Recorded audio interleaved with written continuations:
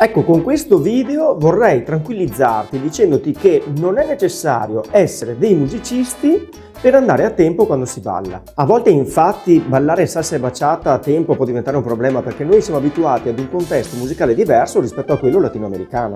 Per risolvere questa cosa però non sono necessari grossissimi sforzi, sarà sufficiente l'allenamento del nostro orecchio musicale. L'orecchio infatti va allenato nell'ascolto della musica esattamente come alleniamo i nostri muscoli in palestra o quando andiamo ad imparare i nostri primi passi di ballo. La cosa che ti consiglio quindi è di procurarti una bella compilation di salsa e bachata e di tenerla con te, magari in macchina, magari in ufficio, e di ascoltarla molto spesso. Questo ti permetterà di percepire nuovi elementi nella musica che ascolti e di sentire meglio il tempo quando vai a ballare. Ti auguro un buon ascolto e ci si vede in pista.